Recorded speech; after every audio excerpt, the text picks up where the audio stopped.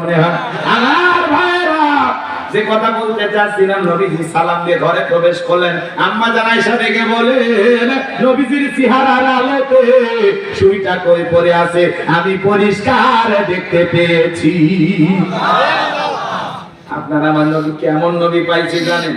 যে নবী জমিনে পথ চললে আসমানের মেঘ এসে ছায়া প্রদান করত। যে নবী হা বললে পুরো পৃথিবীবাসীর জন্য আল্লাহ পাক হালালে পরিণত করে দিত। যে নবী না বললে পুরো পৃথিবীবাসীর জন্য আল্লাহ পাক হারামে পরিণত করে দিত। আসমানের চাঁদের দিকে ইশারা করলে চাঁদ দুই টুকরো হয়ে যায়।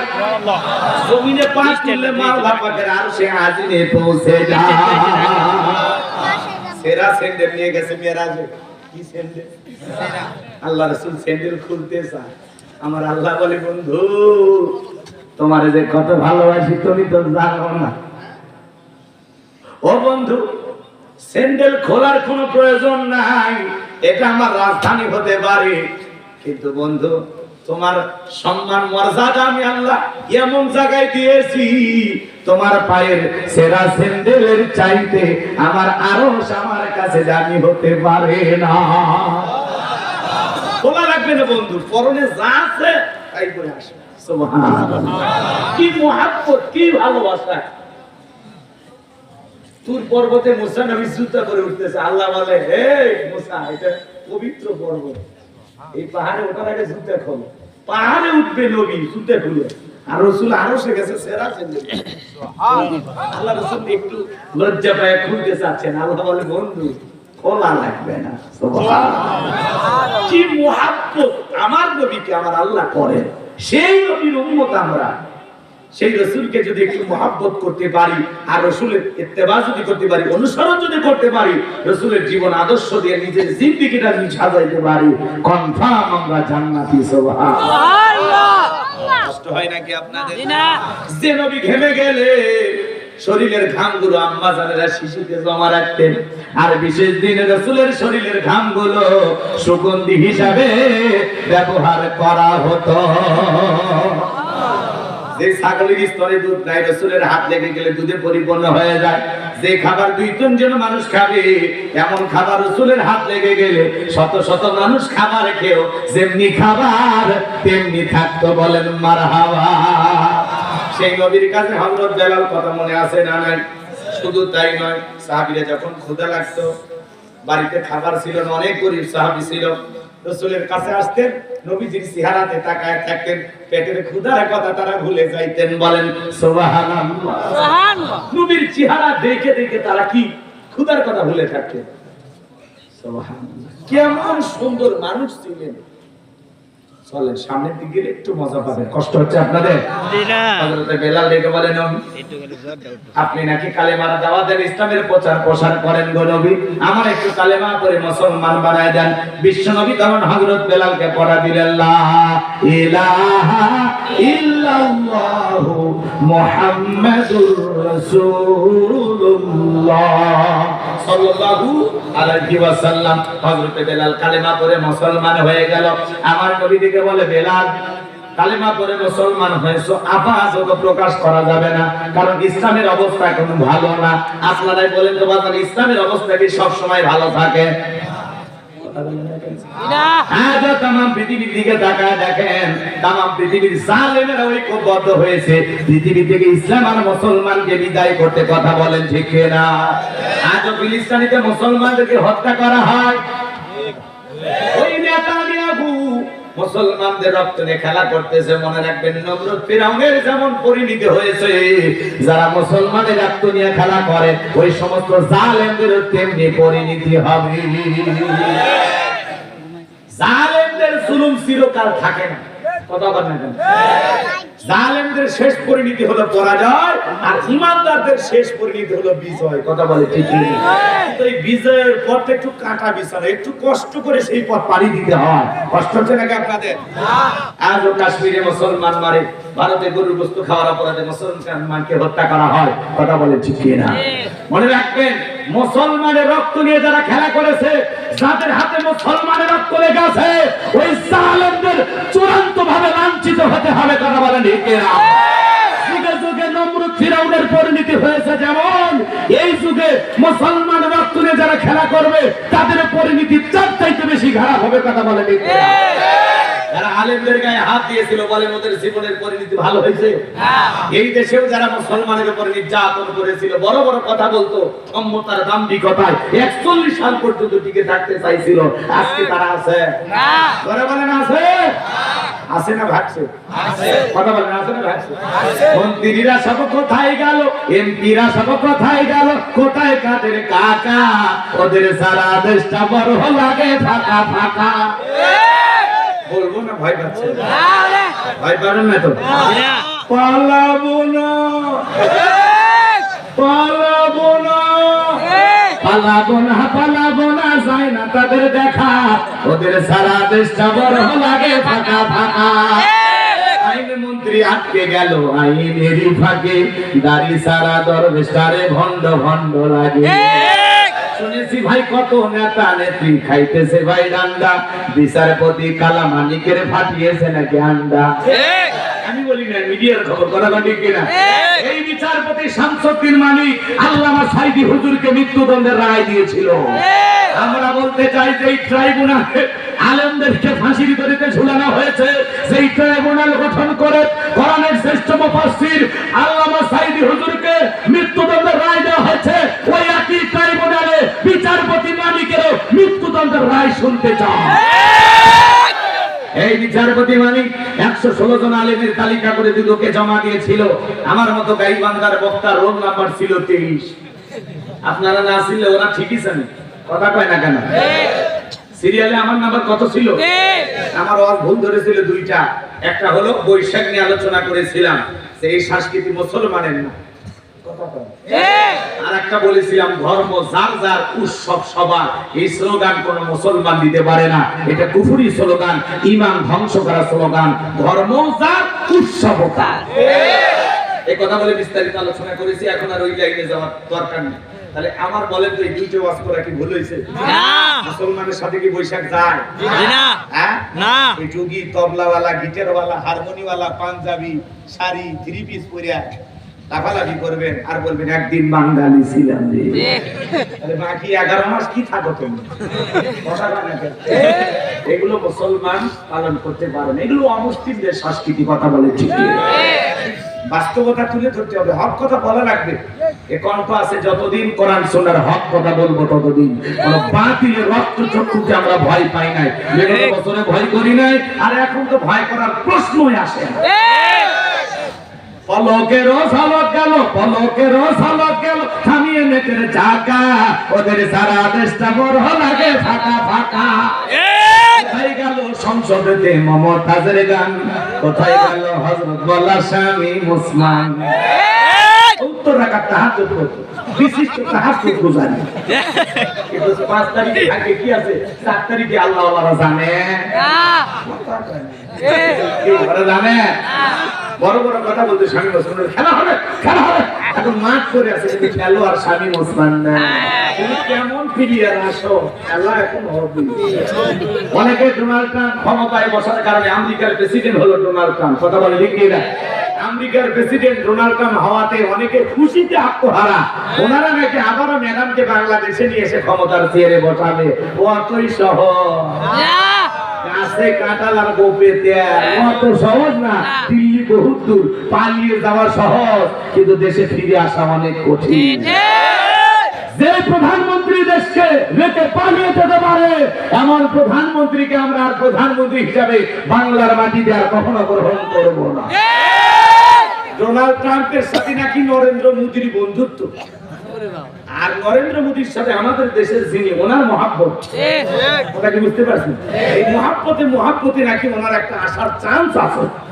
এই জন্য উনি কয়েকদিন আগে, যে গতকালকে রাত 12টার পরে একটা অডিও ফাঁস হয়েছে, উনি শিখিয়ে দিচ্ছেন তার নেতা কর্মীকে, তোমরা ডোনাল্ড ট্রাম্পের ছবি নিয়ে মিছিল করবা, কিছুক্ষণ পর মারামারি হবে, ওই ছবির উপরে লাফালাফি করবে, ওই ছবিকে অপমান করবা, এর একটা ভিডিও আমার কাছে পাঠিয়ে দিবা, সেটা আবার আমি ডোনাল্ড ট্রাম্পের কাছে পাঠিয়ে দিব।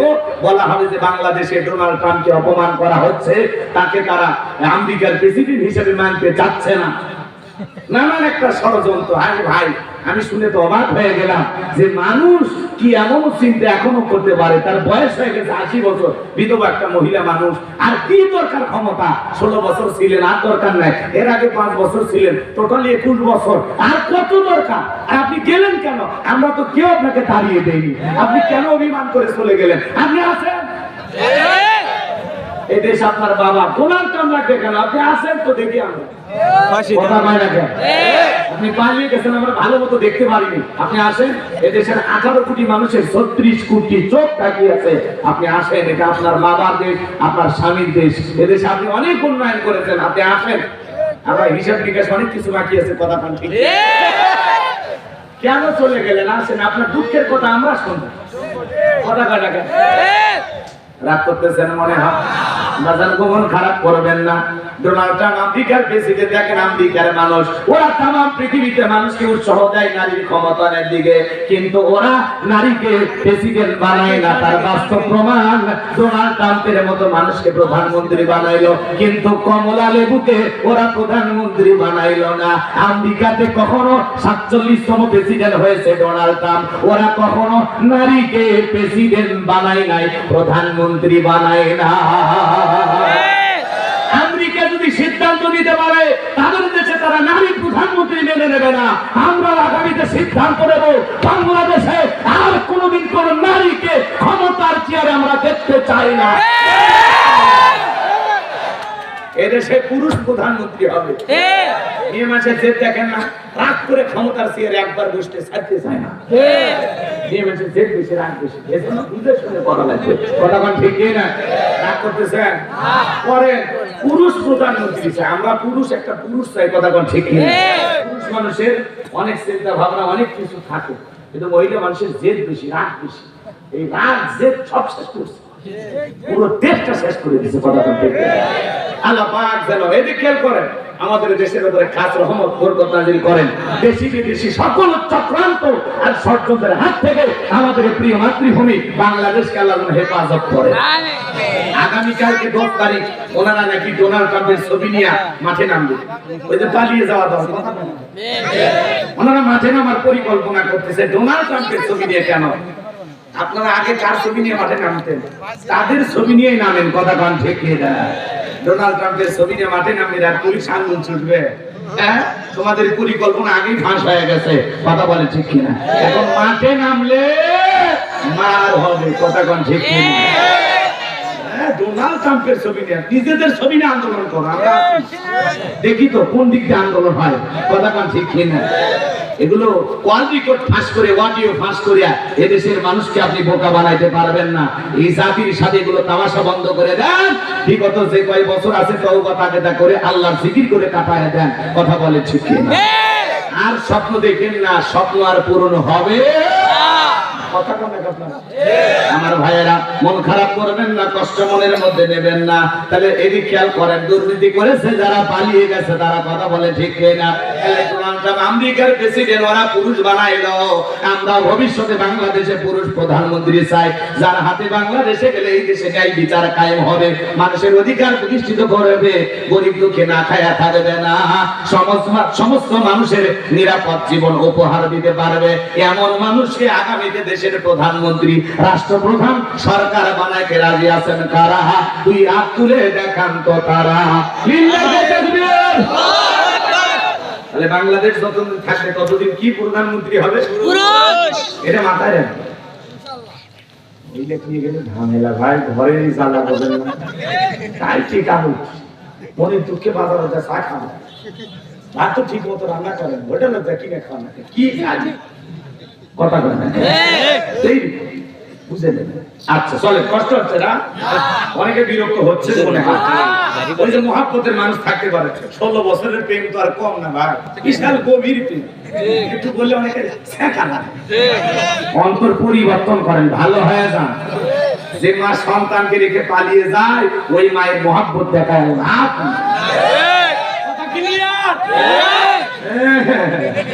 আল্লাহ কি কষ্ট হচ্ছে? ফাঁকি তো বুঝলেন না, ফাঁকে ফাঁকি তো কষ্ট হচ্ছে নাকি আপনাদের? মহব্বত দেখাই না, আমি আগেই বলছি মহব্বত দেখাবেন না, তাহলে কিন্তু অবস্থা ভালো হবে না। কথা কি বোঝা গেল? এখন যদি পথটাকে পরিষ্কার ভাবে কথা না বলতে দেন তো দিবেন কথা, যা মনে আছে বলতে দেন। আর আমলেরও কিছু কথা বলবো, দেখি তো কয়টা আমল কথা, আমলের কথা হবে, একেবারে যে হবে না তা না, বলবো ইনশাআল্লাহ। কষ্ট হয় তাহলে লিল্লাহে তাকবীর। আল্লাহ পাক ওনাদের হেদায়েত দান করুন, আমাদের দেশের উপরে আল্লাহ রহমত নাযিল করুন, জোরে বলুন আমিন। বাজান গো, আমার সামনে দিকে যাই যে কথা বলতে চাচ্ছিলাম, আমার নবী বলে বেলাল ইসলামের অবস্থা ভালো না, কালেমা পড়েছো আপাতত প্রকাশ করা যাবে না, তার মানে ইসলামের অবস্থা সব সময় ভালো থাকে না। হযরত বেলাল দেখে বলে নবী আমার জীবনের কোনো দাম নাই, আমার মনি বোমায়াকে আমি বলেছিলাম উর্দুম বা ছাগল পেশাব পায়খানা করে দেয়, এই ঘরে থাকতে আমার বড় কষ্ট হয়। ওমায়া ডাইকা বলে বেলাল রে, উর্দুম বা ছাগলের দাম আমার কাছে আছে, কিন্তু তোর মতো কালো হাঁচি বেলালের দাম আমার কাছে নাই। জোরে কন্যা উযুবিল্লাহ। হযরত বেলাল ডেকে বলে নবী আপনি শুধু আমাকে দোয়া করে দেন, মৃত্যু পর্যন্ত আমি যেন কালেমার পথে টিকে থাকতে পারি। এই কথা বলে হযরত বেলাল চলে আসলেন। পরের দিন সকালবেলা সূর্য উদয় হয়ে গেছে, অনেকটা বেলা হয়ে গেছে, বেলাল দরজা খোলে না। অন্যান্য চাকর বাকরা যারা আছে এরা নালিশ নিয়ে চলে গেছে ওমায়ের কাছে, যা বলে নেতা গো এখন পর্যন্ত বেলাল দরজা খোলে নাই, তাই নাকি? বলে হ্যাঁ ঠিক আছে চলো তো যাই। এইবার দরজায় ডাক্তার বেলাল দরজা খোলো, হযরত বেলাল দরজা খোলে না, জোরে করে ধাক্কা মারছে, দরজা খুইলা গেছে। ওমায়ে তাকায় দেখে যেই রাত্রিতে হযরত বেলাল কালেমা পড়ে মুসলমান হয়েছে, ওই রাত্রিতে উদ্দুম বা ছাগলের কাছে কোনো পেশাব পায়খানা নাই। জোরে বলেন মারহাবা। এইবার ওমায়ে দেখে বলে এ চাকরের দল, বেলালের বিরুদ্ধে মিথ্যা অভিযোগ দাও। তোমরা যখন ঘুমাচ্ছিলে বেলাল তখন ময়লা আবর্জনা পরিষ্কার করেছে, তাকায় দেখো না একটা উদ্দুম বা ছাগলের কাছে কোনো পেশাব পায়খানা নাই। হযরত বেলাল সাফ করেছে, পরিষ্কার করেছে, যাও বেলালের বিরুদ্ধে কোনো অভিযোগ আমি শুনতে চাই না, যাও নিজেদের কাজ করো। ওদেরকে তাড়িয়ে দেওয়ার পরে এক পা দুপা করে বেলালের কাছে গেলেন। হযরত বেলাল দেলে পিঠটা লাগাইয়া জিহ্বা নাড়া জিকির করে কার? আল্লাহ। এইবার হযরত বেলালকে হালকা করে ধাক্কা মারছে, যখন জবান দিয়ে কালেমার আওয়াজ বের হয়েছে, তখন কালেমা শোনার সঙ্গে সঙ্গে ওমায়ে ডেকে বলে এ বেলাল তোর জবান দিয়ে কি শুনলাম, তুমি কি মুসলমান হয়েছো? হযরত বেলাল ডেকে বলে মুসলমান হয় যারা মিথ্যা কথা বলতে পারে না তারা, ওয়াকুলু কওলান সাদীদা। মুসলমানেরা হয় সত্যবাদী, মুসলমানেরা কখনো মিথ্যাবাদী হতে পারে না। আপনারা বলে হেলিকপ্টার দিয়ে পানি দিয়েছিলাম, তাহলে সাথে শিশু মরলো কিভাবে? কথা বল না কেন? এজন্য বাজান মিথ্যা বলতে নাই, মুসলমান কখনো মিথ্যাবাদী হতে পারে না। মুসলমানের জীবন চলে যাবে, কিন্তু মুসলমান সত্যের পথে অবিচল অটল থাকবে। শোনেন কথা, এইবার ওমায়ে ডেকে বলে বেলাল উদ্দুম বা ছাগলের মালিক বানায় দেব, থাকার জন্য ভালো ঘরের ব্যবস্থা করে দেব। হযরত বেলাল ডেকে বলে ওমাইয়া দুনিয়ার পার্থিব সম্পদের বিনিময়ে বেলাল তার ঈমান বিক্রি করবে না। আমি গতকাল রাত্রিতে রাসূলের হাতে হাত রেখে কালেমা পড়ে ঈমান গ্রহণ করেছি। আল্লাহু আকবার। এইবার ওমায়ে ডেকে বলে আমার কথা না শুনলে বড় নেতা আবু জেহেলকে খবর দেব। হযরত বেলাল দেখে বলে কোন বড় নেতা ছোট নেতা কাউকে গোনার চাই নাই, আমি দুনিয়ার কোন আবু জেহেলকে ভয় করি না, আমি ভয় করি আমার আল্লাহকে। বলেন আল্লাহু আকবার। এইবার ওমায়ে যা বলে নেতা খবর খারাপ, আমার ভাই কিতদার বেলাল কালেমা পড়ে মুসলমান হয়েছে, তাই নাকি? বলে হ্যাঁ ঠিক আছে যাও। আবু জেহেলের বিশেষ একটা বাহিনী ছিল, ক্যাডার মাস্টার সাঙ্গ পাঙ্গ ছিল, যাদের কাজই হলো মুসলমানদের উপর নির্যাতন জুলুম চালানো। এজন্য মনে রাখবেন জালেমদের একটা বিশেষ বাহিনী থাকে, যাদের কাজই হলো মুসলমান ইমানদারের রক্ত নিয়ে খেলা করা। কথা বলেন ঠিক কিনা? পুরো পৃথিবীতে তাকায় দেখবেন জালেমেরা ক্ষমতা টিকানোর জন্য তাদের স্পেশাল একটা বাহিনী থাকে, তাদের বিরুদ্ধে কথা বলে তুলে নিয়ে যায়, ক্রস ফায়ার দেয়, আয়না ঘরে বন্দি করে। কথা কন ঠিক কিনা? ভাইয়েরা লম্বা হবে, লম্বা করব না। আবু জেহেল সাঙ্গ পাঙ্গ ওমরের বাড়িতে হাজির হয়ে গেল, ডেকে বলে বেলাল এই দিক আয়, এসব কি শুনছে তুমি নাকি মুসলমান হয়েছো? ও বেলাল তুমি যদি চাও উত্তম বা ছাগলের মালিক বানায় দেব, থাকার জন্য কোয়ার্টার বানায় দেব, ব্যবসা বাণিজ্য যদি করতে চাও দিরহাম টাকা পয়সা যা লাগে দেব। বেলাল তুমি চাইতে দেরি, তোমার চাওয়া পূরণ করতে আমরা দেরি করব না। হযরত বেলাল দেখে বলে, আবু জেহেল রে, দুনিয়ার সব সম্পদ যদি দিতে চাও, বেলাল দুনিয়ার সব সম্পদ ছাড়তে রাজি, কিন্তু বিশ্ব নবীর কালেমা ছাড়তে রাজি নাই। চিৎকার মেরে বলেন মারহাবা। বিলালের মতো যারা খাঁটি ইমানদার, এদেরকে টাকা দিয়ে কেনা যায় না। মুনাফিক মার্কা মুসলমান যারা টাকার কাছে বিক্রি হয়, তারা ওদের টাকা যেই দিকে ফতুয়া সেই দিকে। টাকার বান্ডিলের কাছে মুনাফিকেরা ঈমান আমল বিক্রি করে। এক জায়গায় বিরিয়ানি খায়, কয় ম্যাডাম আপনি জান্নাতি। এ কথা বল না, অল্প করে বলতেছি, রাগ কইরেন না। এদিকে খেয়াল করেন, টাকা পাইলে বৈধকে অবৈধ বলে ফতুয়া দেয়। কথা কেমন? আবার অবৈধকে বৈধ বলে ফতুয়া দেয়। এক কথায় টাকার দৌড়ের উপরে ওদের ফতুয়াও ঘোরে। ওরা জালেমকে সহযোগিতা করার জন্য ইসলামের আলোকে বলে, হ্যাঁ হ্যাঁ জি জি আপনি যেটা বলেছেন এটা আছে আছে, অমুক হাদিসের এত নাম্বার লিস্টে, জি জি জি জি। ওদেরকে তাল দিয়ে সব সময় চলতো খালি টাকার লোভে। কথা বল ঠিক রাগ করতেছেন মনে হয়? সামনে দিকে গেলে মজা টের পাবেন বাজান। আমি যে কথা বলতে চাচ্ছিলাম, আবু জেহেল দেখে বলে, বেলাল রে, সোজা আঙ্গুলে ঘিউ না উঠলে আঙ্গুল একটু বাঁকা করা লাগবে। এই কথা বলে হযরত বেলালকে চাবুক দিয়ে পিটানো শুরু করা হলো। যুবকদের ফেলে দিয়ে দিল, যুবকেরা চাবুক দিয়ে পিটাইতে লাগলেন। এরা যত জোরে বেলালকে চাবুক দিয়ে পিটায়, বেলাল তত জোরে আল্লাহর জিকির করে। চাবুক দিয়ে পিটাইতে পিটাইতে কালো চামড়াগুলো ফেটে ফেটে রক্ত ঝরতেছে। ইসলামের প্রথম মুয়াজ্জিন কি মার খাইছে একটু শুনে যান বাজান গো আমার। আরে রাসূলকে কত মহব্বত করতেন বেলাল। এবার চাবুক দিয়ে পিটানো হয় হযরত বেলালকে। আবু জেহেল ডেকে বলে, বেলাল এই যে চাবুক দিয়ে পিটাইলাম, পিঠ ফেটে রক্ত ঝরতেছে, তারপরে কি আব্দুল্লাহর বেটা মুহাম্মদ সাল্লাল্লাহু আলাইহি সাল্লামের ধর্ম ত্যাগ করবি না? হযরত বেলাল দেখে বলে, আবু জেহেল মারতে মারতে যদি বেরাও ফেলে দাও, জীবনটা দিতে রাজি, কিন্তু বিশ্ব নবীর কালেমা ছাড়তে রাজি নাই। সরে বলেন মারহাবা। এবার আবু জেহেল ডেকে বলে, বেলাল আমার কথা যখন শুনলি না, ঠিক আছে, আবার শাস্তির ধাপ বাড়াবো। বেলালের পায়ে রশি লাগাও। হযরতে বেলালের পায়ে রশি লাগায়া উঠের পায়ের সাথে বেঁধে আরবির উত্তপ্ত গরম বাড়িতে ছেঁচড়াইয়া ছেঁচড়াইয়া ঘোরা হলো। আরবির বাড়িগুলো এত গরম চাল দিলে মুড়ি হয়ে যায়। উত্তপ্ত বাড়িতে ছেঁচড়াইয়া ছেঁচড়াইয়া ঘোরা হলো। বাবলা গাছের কাঁটাগুলো জিহ্বার ভিতরে পেরেকের মতো মারা হলো। বিকেল বেলা নিয়ে এসে বলে, বেলাল চাবুক দিয়ে পিটাইলাম, পায়ে রশি লাগাইয়া এনে ঘুরলাম রে বেলাল, এরপরে কি বিশ্ব নবীর কালেমা ছাড়বি না? হযরতে বেলাল দেখে বলে, আবু জেহেল মারতে মারতে যদি মেরেও ফেলে দাও, বেলালের নিঃশ্বাস থাকবে যতদিন, বেলাল ইসলামের পথে টিকে থাকবে ততদিন। চিৎকারে মেরে বলেন আল্লাহু আকবার। যুবকেরা দল বিশাল বড় একটা পাথর নিয়ে এসে বেলালের বুকের উপরে চাপায়া দাও। এইবার বিশাল বড় একটা পাথর চাপায়া দিয়া আবু জেহেল মনে মনে ভাবলো বেলাল মারা যাবে। এই কথা ভেবে কাফেররা চলে গেল। হযরতে বেলালের বুকের উপরে পাথর, এরপরে জিহ্বা নাড়ায় জিকির করে কার? আল্লাহ। আর একটু ধরে বলেন কার? আল্লাহ। আপনাকে তো জিকির করার জন্য কেউ পিটায় না, মারে না, কেউ ধমক দেয় না, কিন্তু আমরা কপাল পরা আল্লাহর জিকির করতে অভ্যস্ত না। কথা বল ঠিক না ভাই? হাঁটতে হাঁটতে জিকির করা যায়, দোকানদারি করতে করতে জিকির করা যায়, মাঠে কাজ করতে করতে জিকির করা যায়। জিকির করার জন্য আলাদা সময় লাগে না, মনে চাইলে যখন তখন জিকির করা যায়। জিকির করার জন্য আলাদা ওযু করারও দরকার নাই। কথা বলে ঠিক না? সব সময় জবানে জিকির চালু থাকবে কার? আল্লাহ। আল্লাহ রাসূল হাদিস শরীফের ভিতরে বলেছেন, যার জিহ্বাটা আল্লাহর জিকিরে ভিজা থাকবে, ওই জিহ্বাওয়ালা মানুষ কোনদিন জাহান্নামের আগুনে জ্বলবে না। চিৎকারে মেরে বলেন মারহাবা।